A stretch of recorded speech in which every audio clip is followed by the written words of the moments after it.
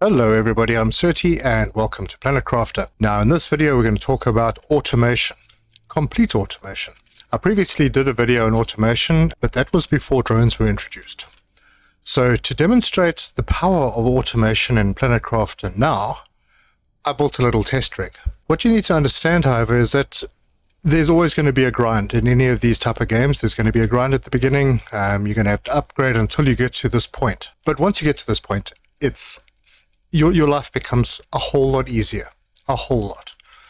So I've got tier 3 ore extractors, and they're in the mining areas. As you know, the tier 3s can mine specific ores, and I've set those ores. Now we'll talk about how all the drone systems work. But let's look at a drone station first. Right, so this is a drone station, and in this drone station we currently have drones. These drones are automated. I don't have to do anything on this station at all. There is a way to check out what's going on and build more drones. And the drones are not terribly expensive, but then I'm going to have to start a new playthrough to see how challenging it is to get here. I don't feel like it's going to be any more challenging than it was. So these are the drones. Now, in each of the miners, and each of the containers, you have this little button that appears once you've got your drone station. If you click on that, you can set supply and demand. So I've set this container to demand iron. And over on that side, I've set this iron mine to supply iron. Okay, I've got another iron mine on that side somewhere as well with the same settings. But basically now what will happen is when that container has a space available, a drone will go to the mine, it'll pick up some ore, and it'll go and drop it in that container. Now, bear in mind, these are tier 1 drones, and that means that there's probably going to be tier 2 drones, which is pretty cool. There are a couple of things you need to remember about automation. Now, we're in the test rig because this is the best place to demonstrate how everything works. First of all, there are 2 items that you cannot demand from. Those are algae and the farms. Now, if we have a look at this autocrafter, the autocrafter has a range where it can reach. Now, right now, you'll see that there's eggplant and algae available. The autocrafter can pull those products, which is why when you want to craft things that need algae and food, you need to be near the water. The autocrafter has a range. So let's look at that range. As you can see, there's one storage locker that is visible to this autocrafter, and there are 2 over here. Now, that means that this container is within range of that autocrafter, but this one isn't. So it gives you an idea of the diagonal range. Obviously, if you go a little bit further, it's about 3.5 foundation pieces away from the autocrafter you will detect. So it's probably going to be around this area, which will be the furthest that a container needs to be away from the autocrafter for the autocrafter to draw product from that. Which means that if you had 2 of these large living compartments, you could put a few autocrafters in the middle and draw everything you need out of this container. But that's not all, because the autocrafter actually has a spherical range, which means it's a big ball of range around the autocrafter, which means that it can access your farms, which are outside, and it can access your algae. Okay, so we'll have an example, look at an example of that with my little automated bio setup on this side. So I've built a whole lot of algae collectors out here, and as you can see, they've changed a little bit. The algae growth is quite compact now. The growth on the outside is still pretty broad, but the algae is pretty close. Okay, so that algae is being pulled in, and then I've got all the food stuff out here. So I've got the beans, the mushrooms, the squash, and the eggplant. And in here, I'm making all the bacteria, all the mutagen, the fertilizers, the plastic, because it requires mushrooms and water. And of course, I'm making the food as well, because I'm out here and the food uses food, which is upstairs. Nothing in here is storing what we're producing except for the additional things like fertilizer tier 2 requires fertilizer tier 1. So we have to have a container in here that demands fertilizer tier 1 in order to keep a stock of fertilizer tier 1 to create fertilizer tier 2. That can work. Otherwise, the other products that don't have requirements in this setup are just sent off elsewhere, and you don't need to store them in here. So that covers that, and it's a pretty good system because now I can send stuff to my storage inside my base. I've scaled down my storage, so I have just one container of each item.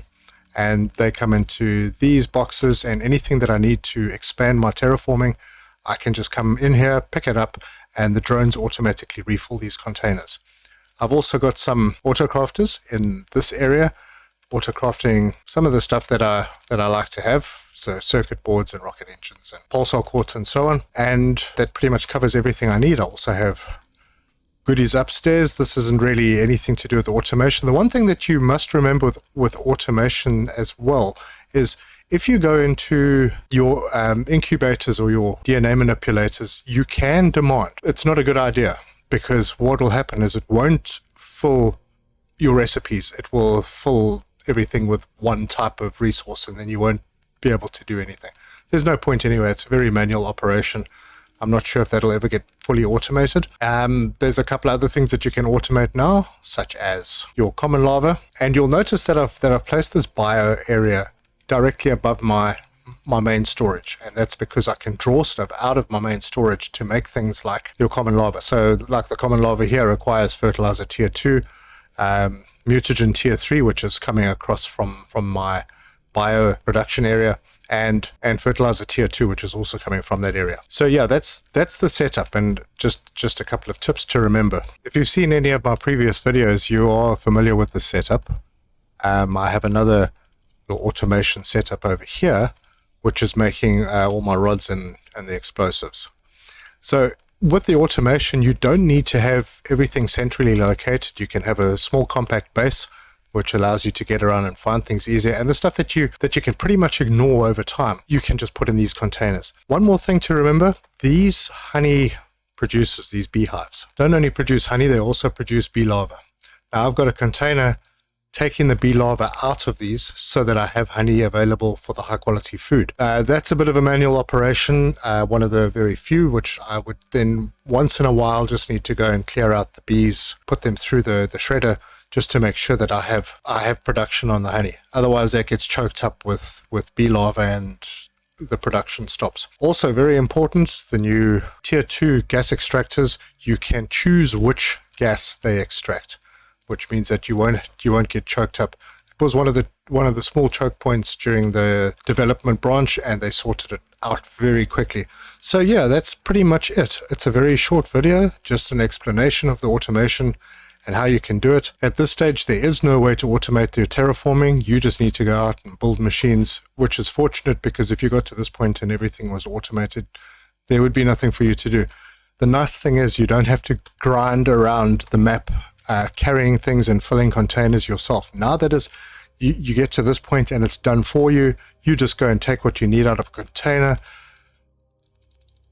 and your drones run off and they come and fill up your container. Just like that, the container is full again. Now, what you also need to think about is the number of drones you have. The drones move slower than you do. There are a number of them, but they do move slower than you do. And in some cases, they may need to go quite far on the map. For example, the super alloy mine is pretty far away from here, and they have to go and travel and go and pick up. Obviously, you can't speed them up, but you can have more drones. And I have 2 drone ports because I wanted to have more drones. I don't know if it's necessary.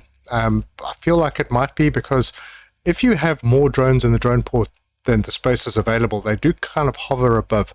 It did cause a little bit of problems, but it still works. But what the drones will do is the closest drone port will be assigned to go and fetch the material from wherever it needs to be fetched.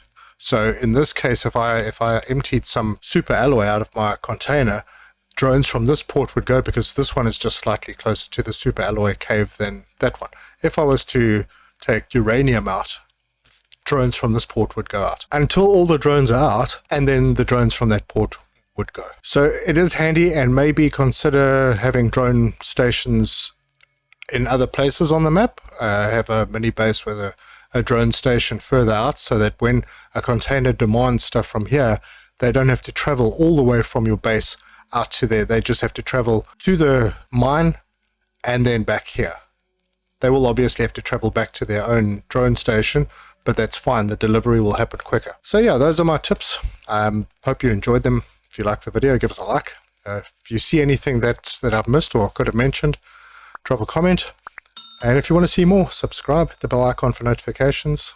watch some more of my videos, and I'll see you in the next one. Cheers.